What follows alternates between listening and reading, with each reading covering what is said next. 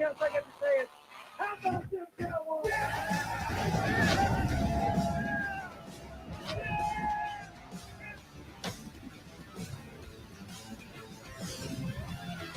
Yeah, buddies, welcome into the show, Dawson and New Bear. How about wow? Welcome in. I guess I got to kill this video. The real reason Micah Parsons' contract with the Cowboys is not done yet. The top Cowboys debates here on How About Wow. Get more Cowboys news and feature stories, howboutwow.com. You can access all of our socials there. And boy, we have a big show today, New Bear. Probably a dozen Cowboys headlines to get into. We do want to say before we do anything else, happy Memorial Day to everybody out there. Salute to all the soldiers who made the ultimate sacrifice so that we could be free. Here's how the Cowboys saluted their services. They're always so good at this morning across social media. How the hell you doing, New Bear?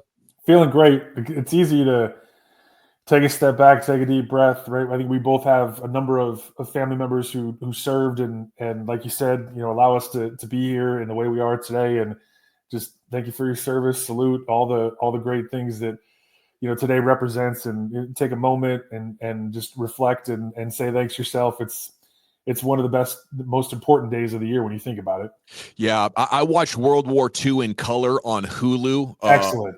Over the last time I had off, my dad was in town, and we sat there for like 5 nights in a row watching the whole thing. And the point that it drove home for us, and he noted it a few times, was the tremendous sacrifice these young men made. Absolutely. And it's time like this when we're enjoying the best of life, that just the tremendous sense of loss for their family who are probably still mourning them today. I don't think you can really separate that from American history or experience in everyday life. Absolutely perfectly said, dude. Okay, it is Cowboys superstar Micah Parsons' birthday. The Cowboys posted a video, asking what Micah mood are you in today. They're having fun with it, but I'm all business here on How About Wow on this Micah deal. I have the real reason this contract is not done yet, New Bear. I wanted to get your thoughts on this theory, okay? I look at the Cowboys not necessarily as always a competitive football operation first. I look at them as the most popular TV show in America. And I do think from there is where I get to the real reason Micah Parsons' Cowboys contract is not done yet. Let me jump in here and show you the latest quote from Jerry Jones in just a second. But the quote is, I haven't talked to him in about 4 or 5 weeks. And of course, that'll be necessary if he's going to get a new contract, Jones said. But he's got a contract. That's the point. Be sure and clear about that. So Jerry Jones talking about the fact that Mike is not at OTAs and that he does have a contract. So from his opinion, he's got a deal. Micah should be there. Micah should be, participating and playing well this year, no matter what. But, this is just the latest in a long line of contracts that don't get done with the Cowboys until the deadline comes. The first one was Zeke in 2016. The next one was Dak. And, Newberry, the point I want to make here is that the Cowboys drag these things out and cost them millions of dollars against the cap because they want the engagement that me and you are giving them right now, that ESPN and NFL Network constantly gives them. And I want that to sink in for Cowboys fans, how drunk on money this football team is. And in my opinion, they actively take away their chances to compete. They tell us how important every percentage of that pie is when it comes to the salary cap. I think they're giving it away to engagement farm and keep everybody talking about the latest Cowboys contract. I mean, it's one of the biggest storylines in every offseason, isn't it? Well, yeah, because then ultimately they go and spend way more than anyone else, right? Whether you're talking about Dak and what they're ultimately going to do. You were looking at the numbers with Micah where it's not just the 41 to 34 that they could have gotten him for. It's what that means over the course of 5 years and how that impacts that pie that you're talking about. My question back to you, though, is what are teams supposed to do, right? Micah Parsons comes into the league. He's All-Pro 1 in years 1 and 2, and he's doing things that we've never seen before. He's a 245-pound wrecking ball lining up at nickel and corner and We're seeing him do all these things and outperform, right? That's the term everyone wants to use is I've outperformed this contract. But what are they supposed to do? Just tear it up, right? They're drafted where they're drafted. They're slotted where they're slotted. The team controls them for as long as they do. And it is what it is. It's not like baseball where they're manipulating these guys and keeping them in the minors to add control or to keep them from arbitration and all these other elements. Like football is literally what it is. And what I tried to take a step back and say was, is it good business? Is it bad business? At the very least, to your point, it's good for business, right? And whether it's great. Yeah. You know, clicks, I think it allows them to stay relevant while not winning. I think this is part of Jerry Jones' playbook for how do we stay the most popular NFL team while we don't win. America's stream, America's team, all those things. Let's just say that they're true. It's kind of fun and it's kind of cool if you think about it. They whooped it, didn't they? They are killing it. It's a little bit crazy when you think about it because the bottom line, the Excel spreadsheet would be that it is bad business. At the same time, the average NFL career is 3.3 years. So a rookie contract, you're already pushing that 6th year is twice that. And when you look at some of these injuries, you pointed out that they pay the guys after they get hurt, right? They paid Dak after he got hurt. They paid many other guys over Aaron the past. Steele, Michael Gallup. Like, if you wanted to negotiate, like, hey, guys, if you don't want to do this team-friendly deal now, if you want to wait to the deadline of all deadlines, then and you get hurt, you're done. But they don't. You know, my opinion here, just to flush it out a little bit more, Newberry, is they look at them as players, but also stars in a TV show that play on the Cowboys channel, right? Yeah. So if you let one of those guys go, you're hurting your brand connection with the audience, and they don't want to do that. That's why they're willing to give market-setting money to a guy like Dak Prescott coming off a compound leg fracture. If I'm sitting at that bargaining table, I'm killing Dak and his agent and daring them to leave the Cowboys. But Jerry's just like, here you go, Dak. We'll see you on TV Sundays, Mondays, and Thursdays. They're going to do the same thing with Micah. And to your point, and leaning all the way into it, one of the things that's really interesting to think about is when they do that, when they overpay and reset the market position by position, that also feeds into this. And I don't think they have a problem with saying we overpaid for Dak. He's the high, because as long as he's the $60 million man, every headline, good or bad, is he's the highest paid quarterback. We're America's team, damn it. We'll write that check. There's an ego element to this that if you're Cowboys Nation, you just got to be all about. Man, I think you're hitting it right there. I think you absolutely nailed it. And, you know, the question then becomes on How About Wow, where we engage in the biggest Cowboy debates and, you know, consider how do you get back to the glory days is can you win in spite of all that? And I think they can. But, I mean, how many guys get third contracts, right? So what we're talking about is the second contract here. They're waiting with Micah. They could have done it for 34. Now instead they're going to do it for 41. Over the course of 5 years, that's between $30 and $35 million. How many good players could that get you? That's a slot corner. That's a defensive tackle. That's another slot receiver, okay? I have a veteran swing tackle. I have a guard here. That's depth. You know, and that is what Jerry Jones has taken away from Cowboys fans to engagement farm with the salary cap.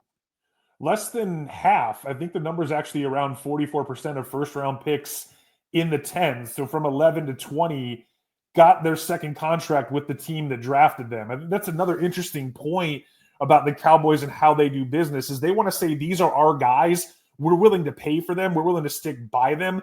We're willing to maybe even take 80 or 90% of what they were capable of pre-injury and pay a little bit more for that.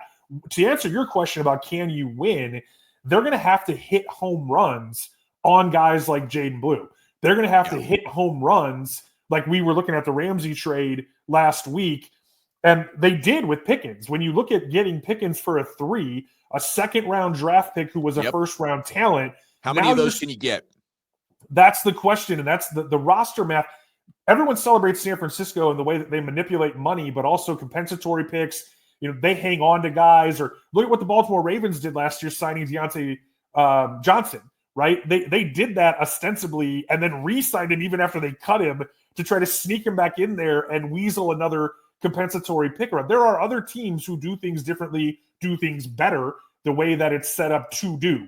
The Cowboys, if you're going to be Yankees, Lakers, there's a handful of these teams like we talk about who print their own money. Jerry Jones bought them for $140 million in 1989. Their valuation today is over $10 billion. They can write those checks, and for all intents and purposes, it looks like they're going to continue to do so. I mean, just absolutely dominating in the business department. I mean, you hit a great juxtaposition there. It's bad for one side of the business. It's good for one side of the business. And what do you emphasize more? Is it making money or is it winning football? You know, and there's no doubt when you look at making money in the world of sport, nobody does it better than Jerry Jones. So salute to him for that. Don't want to hate him, you know, not gonna hate the player, gonna hate the game a little bit, but he also did invent the game. Okay, we go to we had an insider update here on Jalen Ramsey. It's our next story. The story appears to have died early yesterday morning. It was fun for about 24 hours for us on the channel. But Brian Broaddus, member of the G-Bag Nation, every day with me, 2 to 7 on 105 through the fan, tweeting that, here it's not accurate, and he does not think he was getting steered the wrong way on that. And, that's fine. I hope the Cowboys do have some interest in improving their roster, New Bear, and I do believe they do. We have post-June 1 cuts that are coming up soon. So there's that.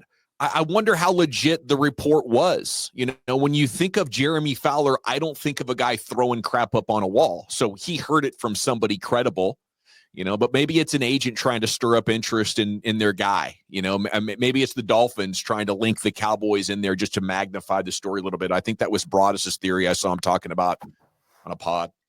The big thing I would have liked to have seen was what was on the table.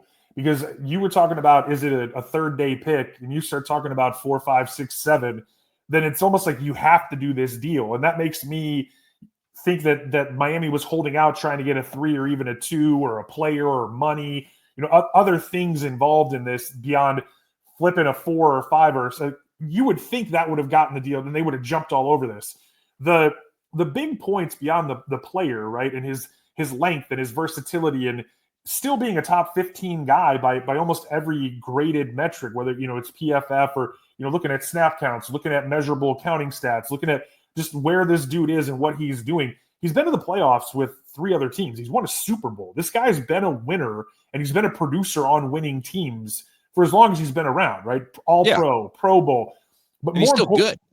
More importantly, he would give Ravel a chance to come along, Diggs a chance to come along, right? He does things. One guy does 2 or 3 or 4 different things. Same conversation we're having with Booker and how he affects the offensive line. Ramsey could have the same type of effect on the entirety of the defensive backfield. But the biggest thing about this even existing, about the rumor even involving the Dallas Cowboys, is that Jerry Jones, we all looked past it. We said, hey, 16, 18 months ago, you said we were all in. We didn't do anything. Then Pickens happened. And the gauntlet gets thrown down. And now what's the second move? What's the third move? What else are these guys going to do? Yeah. No, that's the fun of it, right? Is what dominoes could fall if that story is, true in any way. If you are willing to go get Ramsey and add $20 million of payroll, then that's your sign that they're looking at it like, hey, Jerry's mid-80s. Dak's 31, 32, coming off another injury. We don't know how long he's going to stay healthy. We got to go now, right? So but ultimately, I think what kills the deal is the Cowboys and the way they manage the salary cap so conservatively compared to the other teams that are really contending in the NFC. If you're going to manage it that conservatively, I think you've got to have a GOAT quarterback. That's some of the that's why I want to see how many leaks do we see on the front half of this could happen. This is going to, my sources, and they're all unnamed sources. All these dudes who have their unnamed sources, nobody can just leak, hey, Jerry wanted $5 million eaten by the Dolphins. Why can't we get that? That's what I want to know, because we could go ham after the Jones family for not making the deal, like you just said, for what it's going to cost them to do. But if the cost was a 4 and the Dolphins were offering money, this escalates. It makes me believe that the Dolphins floated this to see what they could get, given all the positives that we just talked about. And in this game of, NFL league-wide team roulette, nobody wanted to bite. Just like I was over here talking about heading into the draft, that what if the Cowboys flipped 12 to Pittsburgh for Pickens? Because I was like, that would be the game-changing, we're throwing everything at this 2025 season. And they weren't willing to do that. The highest they were reported to go was a 2, and they ultimately got him for a 3 as things continued to devolve.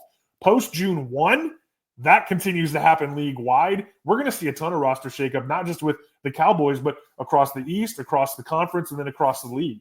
Yeah, I'm excited about the possibility the Cowboys can significantly improve defensive tackle, maybe find another veteran corner to go with what they have there. Maybe Jalen Ramsey is too expensive of an asset for them to acquire, but there is going to be players in that. It seems like the Cowboys have like a $4 to $7 million sweet spot, that they want to add players at. But I really enjoy your theory there, New Bear, that it's not maybe an agent floating it or the Dolphins floating this out there just to try to drum up interest, but maybe there were preliminary conversations that went down, but in the feeling out process, this isn't a real meeting. This isn't a real trade conversation.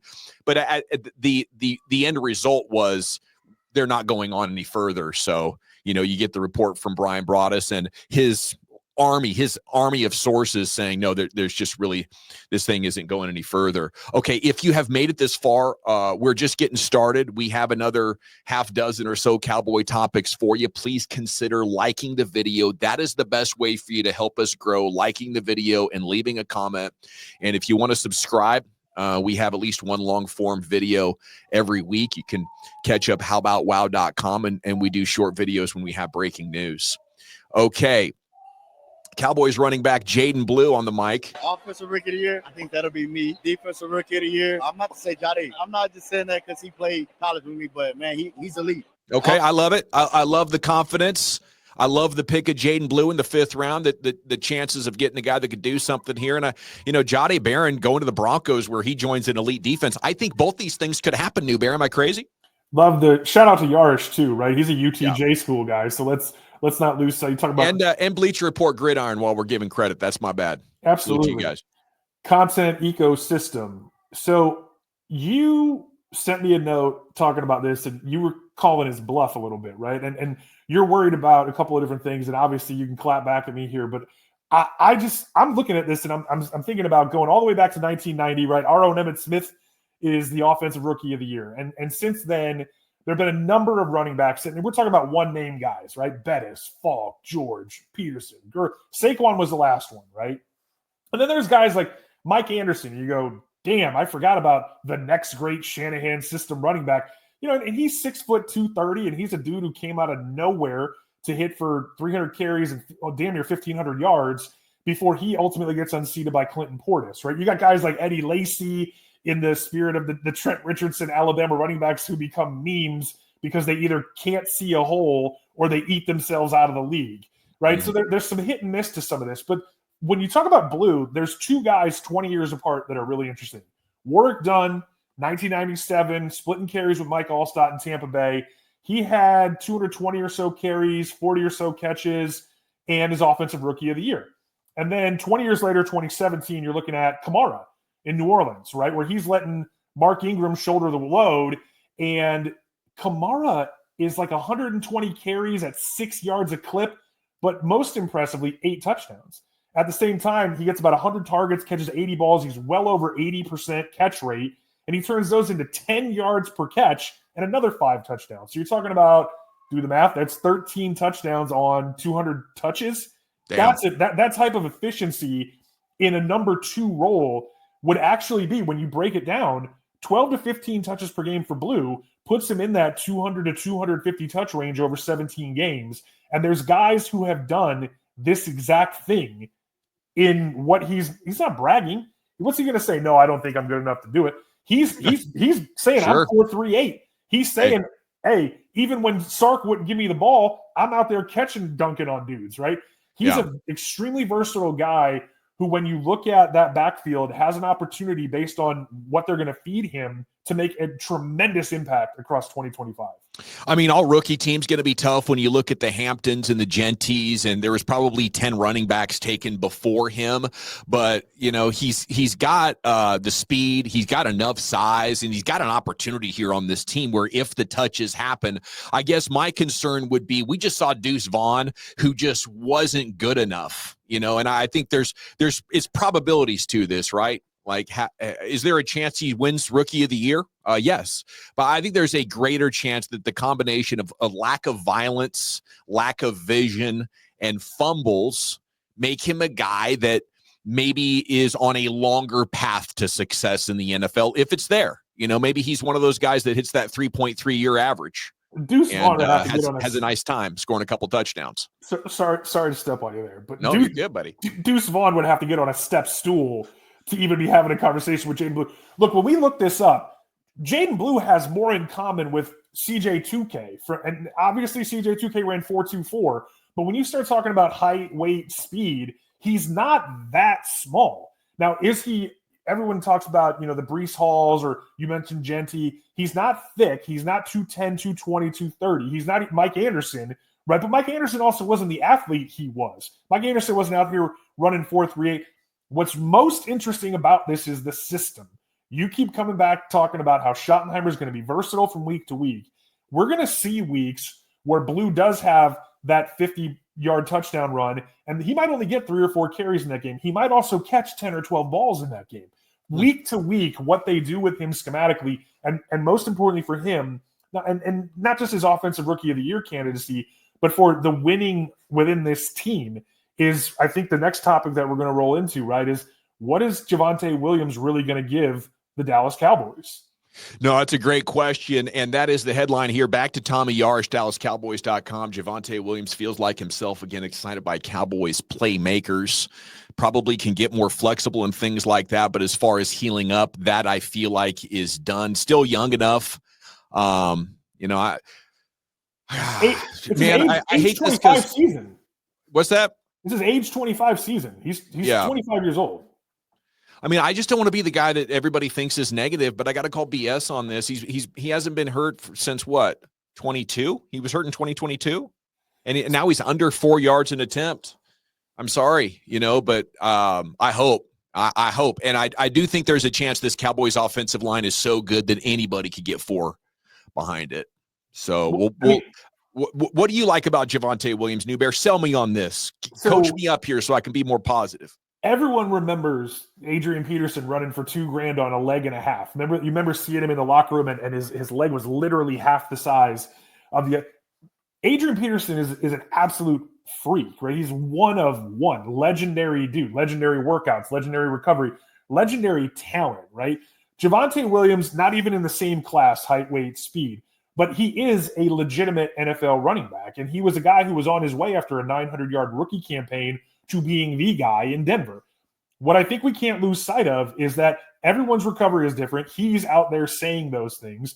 And he didn't just have this clean ACL tear. He also injured the LCL. He also injured the posterior lateral corner. It was a very complicated knee injury. And when you're not a burner to begin with, and then now you're going to have to be even more of a banger and more of a guy making things happen after the tackle, through tackle, right? That just further exacerbates what he was dealing with in Denver, which is Sean Payton actively warring with his quarterback, trying to get him to quit, be traded, or otherwise not be his quarterback anymore. And as Bo Nix really comes along, we can't ignore that dysfunction, but also the speed of a guy like Jaleel McLaughlin, who has specificity in a Sean Payton scheme, like we just talked about with Alvin Kamara applying to Jaden Blue. You can't also look past the specificity of a pro's pro like Samaje Perine, who has a role carved out for him by Sean Payton. And then you also can't look past them drafting Audric Estime, who fell in the draft because he ran about as fast as you and me in this booth, but was a name guy coming out of Notre Dame who is going to be a good player. He's an NFL player. That becomes a very crowded backfield. So now you're talking about this. Beyond the knee, you're talking about doubt. Beyond the comfort in, can I make this cut? You're now wondering, do I even belong in this league? He's got a new lease on life. He's running behind a bunch of dudes who want to go to war for him. He's playing with a quarterback just a season removed from being all-pro. If all these things can come together, this is a guy who's willing to stick his face in the fan on third down and protect the franchise. This is a guy who's going to – he's almost an 80% catch rate, too. He's got great hands. He could be your check down guy catching 75-plus balls. If I think he'd be a great third down back. I think I'd love him on third down. And a different kind of third down back than Jaden Blue, which then allows Jaden Blue to play on first and second down and bring the slips, throw on first down, and throw to Jaden. So that's where I always talk about, how Pickens changes the geometry of the defense one way. Javonte Williams' success creates all kinds of success for the Cowboys because it changes the way they're able to call plays. It changes the way they're able to do personnel groupings. And I'm not trying to, sell you 5 pounds of what in a 2-pound bag. But what I am trying to say is you have to have skill sets, right? There are very few true bell cow backs. And even with a Saquon Barkley, or you mentioned a Genti in Vegas, right? Even with those guys, if you give them 400 touches, they're going to fall apart. If you look at the history of guys who go 400, 450 touches, they go away. So you don't draft a Genti and then say he's going to have 300 plus carries and catch 70 balls. You need other guys, right? Yep. So if we know that Jaden Blue going into this thing is not a bell cow back and he is maximized in an Alvin Kamara type role, Javonte Williams can absolutely be a guy who plays the Mark Ingram role. And then you look at the competition with a guy like Miles Sanders, you look at some of these other guys who you talk about post-June 1 cuts, all of a sudden this running back room gets really interesting. You wonder if you're even going to be able to hide one of these guys on the practice squad. I mean, that would be great. I think that's best case scenario that you have Hunter Lipke producing and Miles Sanders producing, and you like all of them, and you have a different role, and they're all fresh in the fourth quarter. I really like that model. I think a lot of it comes down to how good this offensive line is going to be able to execute and how well the coaches can teach the scheme here in one off season. A couple of things, New Bear. I have a tremendous amount of respect for Sean Payton, as I believe you do too. He let Javonte go. Okay. Now, maybe because he's got a special relationship with the Cowboys, they knew they were going to draft a runner high. I think they took the Iowa State kid, Caleb Johnson. But maybe they tipped off Jerry, or the Cowboys. I know Sean Payton and Jerry Jones are close friends. Okay. I gave you a couple of quotes there, by the way. And one of them from Javonte in the story was, from what I've seen, I feel like they're trying to run the ball a lot. That is the path to victory, and maybe serves as a pretty good segue to our next story here in How About Wow. We're going to go to Yahoo, buddy, and they're talking about first-year Cowboys head coaches through history and how they have typically fared. I'm going to be looking for a prediction for you here on Schottenheimer and set expectations. What do you think of a guy who's getting his first shot here? Of course, the great Tom Landry was 0-11 and Jimmy was 1-15. There's that was Switzer at 12-4, Chan Gailey 10-6, Dave Campo 5-11, Parcells 10-6. Wade started 13-3, and Garrett, of course, was 8-8. McCarthy had a complete train wreck there in the pandemic year. He started 6-10. I'm feeling 7-10. I think a combination of schedule and injuries and teaching new schemes on both sides of the ball and lack of defensive leadership and buy-in until further notice. Maybe these veterans can get them to buy in. But, yeah, Schottenheimer, what do you think here first season with our new head coach, New Bear? I just went back down the rabbit hole of you keep bringing up. I mean, the most important thing, the most acute thing with this is going to be the injury report from week to week. And you look back over you're talking about, Chad Pennington's chicken wing into Brett Favre's bicep into the Mark Sanchez experience, which we're just going to leave at that, right? You look at Sam Bradford's knee, Nick Chubb's knee, you look at all these mitigating circumstances, the superstar type guys, and things didn't end well. You talk about how, things would never end if they were going well, right? And someone's got to take the blame on the way out the door in Seattle and the whole let Russ cook thing. All things being equal and Dak being healthy, or if Joe Milton has to sub, being able to be a proper NFL backup quarterback and mature into a guy who can stop that gap if Dak has to miss time. And all these things that we're talking about, with me being the optimist, trying to get you out of the pessimist whole is I wrote the articles about why Vegas is right and why Vegas is wrong. And you can easily make the case with the gauntlet that they've got to run weeks 12 through 17, but just like you can make the case with what sets up for them into the bye, right? So there's an opportunity for this team to come out and make a statement in week 1 against the Eagles. And while they're hanging a banner, while all these teams are a little bit lazy and lethargic because no one really plays the preseason and that's going to go away soon, you catch the Eagles sleeping, right? And you go on a little bit of a run in those first 5-6 weeks headed into the bye where you could be sitting there 5-1 and 6-3 and having these conversations about being playoff eligible. I want to live in that world. I don't want to choose to live in the world where we just assume everything goes bad for Dallas, but nothing goes bad for anybody else. Patrick Mahomes, once upon a time, damn near tore up his knee on a quarterback sneak. That's why you will never see a tush push in Kansas City unless it's Travis Kelce in the gun, right? Like, there's so many other factors for so many other teams that we're just willing to just say, no, that'll only happen to Dallas. And I want to live in a world where we're heading into that Giants game in week 18 and it matters either for getting into the playoffs, like we watched Joe Burrow and the Bengals battle all the way down the stretch last year, or for seeding. I want to live in that world. So I think you look back and say the Jimmy Johnson, Tom Landry stuff, you're literally starting a franchise, or you nuke the franchise and you're starting over. Those two guys, everyone would easily agree are the best coaches they've ever had. And you look at some of the other circumstances like Switzer inheriting Johnson's team and winning with it, and you take that for what it is. Yeah. I certainly don't think he's going to be on the medal stand or Mount Rushmore if you want to talk about of those, 3 or 4 greatest coaches after 1 year. But why can't this team be successful when you look at all things being equal from the injury odds? Why can't this team be successful? Well, they weren't successful very much at all last year.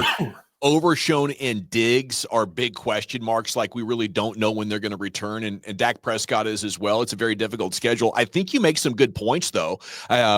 I think a lot of it comes down to how good are their young players? Can they hit a rookie class? And can last year's rookies, Guyton and Beebe, be great?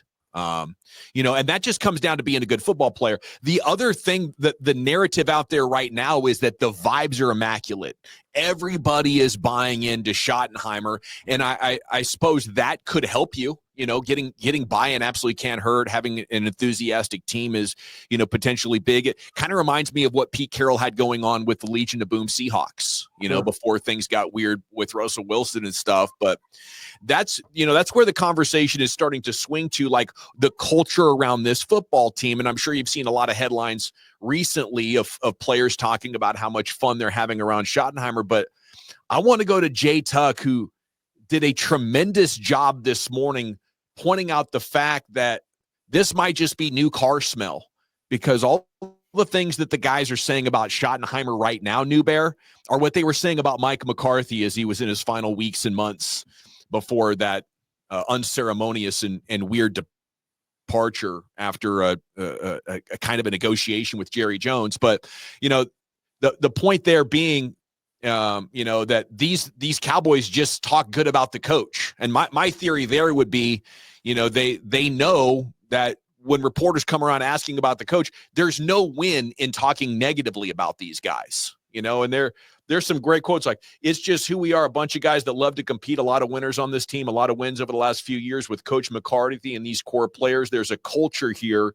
You're going to go out there and play your butt off and compete no matter what. So I thought that was a very astute observation there. Salute to Jay Tuck. So what are you asking? If the culture really matters, or if it's all just song? What's the fundamental question? Are these reports real? Does the culture matter? I think those are two good ones. Can culture be a winning factor? I think momentum and culture and all these corporate type buzzwords matter if you win. It matter if you win or lose out the gate, because, like, if you come out and you get embarrassed by Philly and then you really get embarrassed to the Giants, the musical chairs game and whose lockers next to each other is nonsense. If you come out and you surprise the Eagles and all these guys really start buying in and go kumbaya, that stuff matters. Like what Vrabel's talking about in New England with hoodies and socks and shoes. And if you saw some of the crazy reports about what our own Doran Dickerson talked about, Aaron Hernandez actually doing in meetings that went viral for all the wrong reasons. Like there's all kinds of stuff that happens in these meetings where dudes are falling asleep, where dudes are not paying attention, and you're talking about holding them accountable. You're talking about a generation that grew up with literally all the information in the world in their pockets. I read something that one time that said like the old Encyclopedia Britannica would take, the average human being 10 years to read, and now it's literally 10 seconds beamed into your pocket, right? And we're still asking these guys to sit for 2 hours at a time and watch film in the dark and wonder why they fall asleep. So you're talking about a group of guys who are veterans and older, and they want to do things a certain way. They want to win. It might be their last chance. You're talking about this next generation of kids who are dancing on the midfield logo for clicks on their TikTok and what have, like the melding of these things and the melding of two different generations, two different eras of football, if you will, is one of the most fascinating things as a fan, as a commentator, as a former player, because it's just different. And the one thing that Schottenheimer has going for him is that he's been in all these different places where he's been forced to play different ways, whether you have a weak arm quarterback or a strong arm quarterback, when you have injuries to stars, when you have a defensive-led team versus an offensive-led team, or in Seattle, a team that was a defensive team that became an offensive team. Everyone forgets that wasn't Marshawn Lynch anymore, right? That was Chris Carson. And it wasn't angry Doug Baldwin anymore. That was, young DK Metcalf and Tyler Lockett as the bridge and all these different elements that he's had to experience put him in a position where, of all the Nepo baby type of comments and all the different opportunities that he's gotten where the blogs and the internet have just killed this guy when he hasn't done well, and you say, well, that's just Marty Schottenheimer's kid, and Marty Schottenheimer couldn't figure it out either. This is the perfect opportunity for him to bring all that stuff together into being Jerry's guy, right? McCarthy, you said unceremoniously. I actually think it was pretty damn ceremonious. They said, we're not giving you an extension. You're singing for your supper. He was a dead man walking. That locker room had no business. There was a week where they were negotiating. Dude, there was no reason for that locker room to take Mike McCarthy seriously last year. The fact that they did shows me that the Dallas Cowboys players might actually be more mature than we think they are. Or they know, or it's never honest, I'm just wondering how much you can take stuff to the bank. Like when you were talking there, I was putting up this tweet from Wanye Thomas. Fun again? Then DeMarvion Overshown retweeting, I told y'all, and I this is kind of an awkward segue, but while you were talking and I was looking at that image, I thought this might not be about Schottenheimer. This might be about Mike Zimmer, who is a crotchety old son of a gun who I love, but at 72 years old or whatever, might not have been the most fun for these defensive players to work around last year. So, Schottenheimer bringing back the love. You ask offensive coaches last year about Mike McCarthy, or maybe Micah Parsons about Mike McCarthy, and you got the positive. I wonder what a behind-the-scenes candid conversation with some of those defensive players about playing for Mike Zimmer would have been, because they struggled to buy into Mike last year in training camp, and it was reflected in one of the worst Septembers of defense the Cowboys have ever played. I mean, well, Micah Parsons called Dan Quinn like a second father. He called him a father figure multiple times, and then he talked about how he'd only said 20 words to Mike Zimmer until the point where they finally were able to maybe break bread. The brass taxes of it is wins and losses. I mean, at the end of the day, if Dak goes down in week one and Joe Milton looks like an undrafted free agent throwing balls out of bounds to George Pickens and CeeDee Lamb, and this thing devolves quickly, then all that juju goes away. If they come out and they surprise some people, they win the games that they're supposed to win, I think that's where you see some of this culture sort of stand up for itself. When you beat the Bears, the Giants, the Jets, the Cardinals, when you beat the teams that you're supposed to beat, you're doing the right things week in and week out. The messages received, the game plan is excellent. Yeah. Okay, up next on How About Wow, we go to Pro Football Focus wide receiver rankings. Where are the Cowboys? Best duo rankings. I think we put them 4th or 5th. Pro Football Focus, they say A.J. Brown is the clear best wide receiver. He's got a pretty high grade, 97, because the defenses are so worried about the Eagles running the ball constantly. But the Cowboys, they have CeeDee Lamb coming in at 6, and then George Pickens not on the list, New Bear. Is that disrespectful to our new guy? Not after the season he had last year. I mean, whether you talk about the on-field antics, the off-field antics, the on-field production just wasn't good enough. And irrespective of who the quarterback is or what the system is and what they are or are not doing, the ultimate result of 2024 for George Pickens was a disappointment. And what I'm working on, there'll be, feature out in howboutwow.com later this week, is looking at how CeeDee Lamb and George Pickens become or could be the best wide receiver pairing. And I'm taking a look at, when you look at Jamar Chase and T. Higgins, why are you choosing them over GP and CD? When you look at Jordan Addison and Justin Jefferson, for example, the very first line that I wrote the other night was, what you're saying here is you're choosing Justin Jefferson over CeeDee Lamb. Because most people would, I think. And we'll get into it, from there, but every single one of these groupings has something, right? It's not just CeeDee Lamb and George Pickens with George Pickens' batitude being the thing. You look at Mike Evans getting old, Chris Godwin coming back from his ankle spinning around, right? You look at T. Higgins. I mean, the only thing in the world that's tighter than T. Higgins' hamstrings are Michael Penix Jr.'s spirals, apparently, if you saw that on Twitter yesterday. The insanity of an argument where you're looking at the talent, when you're looking at the get off the bus first dudes that CeeDee Lamb and George Pickens are. We talked about it a couple weeks ago about who would you pick at recess. A.J. Brown is an absolute stud. Devontae Smith, complementary skill set. I'm going to get into it again later this week about how if you're looking at these different groupings of folks, if you're looking at Amon-Ra St. Brown and Jameson Williams, if you're looking at, as you scroll, Devontae and Puka playing bully ball and trying to impose their will, through the lens of that Sean McVay offense. There's a lot of really fascinating conversations to be had, and I'm going to make the case for George Pickens and CeeDee Lamb to rise and become the top of this list, head of their class. One of my main problems with analytics is they just have such a difficult time deciding who gets the credit, right? Is it the offensive line? Is it the coach? Is it the quarterback? Is it the wide receiver? And, A.J. Brown's number one, like I said, because they're conditioning the defense to expect run. I mean, look at this, 43.7 pass percentage for the Eagles. How is A.J. Brown the most efficient receiver per target in the NFL? It's because they're getting heavy boxes a lot. The Cowboys, 61. I don't know what the ideal number is, Newbear. I think Buffalo did it with 50.7. Baltimore did it with 46. I don't think you can do what Baltimore and the Eagles did. Maybe what Josh Allen does is too tough. But how about Detroit? They're 25th, 53% of the time.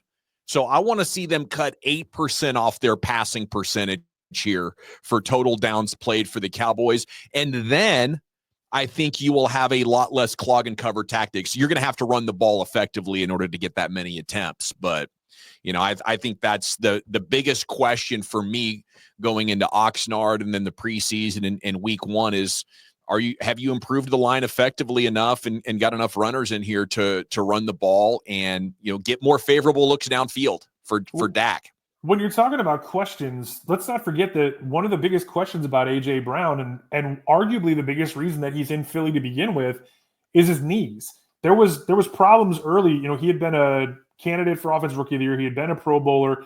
He had a couple of 1,000-yard seasons to start his career in Tennessee, but he also missed 3 or 4 games in two of the first 3 years of his career. He missed 4 last year, and that's how you end up making All-Pro 2, but not making the Pro Bowl. He had 1,000 yards. He only played 13 games, right? The best ability is availability. And you're talking about efficiency as we get into some of this stuff. Every one of these groupings, every one of these individual players, and then the person you would pair him with has questions, comments, concerns, whether they're new to the team, where people are talking about, Christian Kirk pairing up with Nico Collins and CJ Stroud coming back around. Or you're talking about a rookie like Travis Hunter pairing with last year's top rookie and Brian Thomas. There's a lot of really interesting pairings and a lot of really, super duper star guys who, have the Robin already to play with their Batman. And if you're looking at CeeDee Lamb and you're looking at George Pickens, you potentially have Ben Affleck on one side, and who's your other favorite? I'm going to go with Michael Keaton, even though, Christian Bale might be the best. But I'm picking Ben Affleck because it's darker and it's moodier and it's a different Batman. But they both are Batman potentially, right? And they're both out there saying there is no 1-2. There is no 1A, 1B, or 1A. They're Yeah. both out there saying, we just want to help this team win and we want to make plays. Right. And that should threaten the defense. So ball should be easy. They should be daring you to run, and you have to take it. And if you can't execute against those looks, you need new players. Absolutely. Well, and that's where the Javonte Williams thing becomes really interesting. So Miles Sanders has that long speed. If he's healthy, he has the ability to gash you. Javonte Williams has the ability to be one cut, get in and out of that hole, and run over through Blue has the ability to add that extra factor where, now we've been beat on a little bit, or now we're down a little bit because we did hit one of those go balls, or CD was able to take a shallow and split the defense and get up the seam. And now Blue hits you on a slip screen going back the other way because they use motion and they use pattern recognition and all those other things that drive the defense. And here comes Blue slipping out, going untouched down the other sideline. This is on paper one of the most fun teams, certainly one of the most interesting teams to break down and think about what they could become. And I just love thinking about CeeDee Lamb, as good as he is, as good as he's been, the numbers he's put up, the accolades that he's got on his shelves, and everything that George Pickens could be, and then looking at them 1v1 against whatever your favorite pairing is across the league. All righty. Great stuff today, buddy. We do at least one long-form video every week, plus shorts during breaking news. Is there anything else in that giant cranium of yours that you need to get out there before we call it a wrap? I mean, we started the show, salute the service, happy Memorial Day. Thank you for everyone who, over the course of the long history of the various military operations or your favorite Netflix special, you were talking about World War II in color. And, you and I both have, grandparents, cousins, aunts, uncles, different folks who have served in different ways. And I think we'll get into some of those things as we talk about celebrating those folks, maybe around a Veterans Day. Today, it's really about just taking that moment at the end of your fandom and wherever you live in your rooting interest, whether it's, this shade of camo or that, whatever it is, just this thank you to everyone. Happy Memorial Day. Remember and honor those who served and lost their lives in battle. Salute.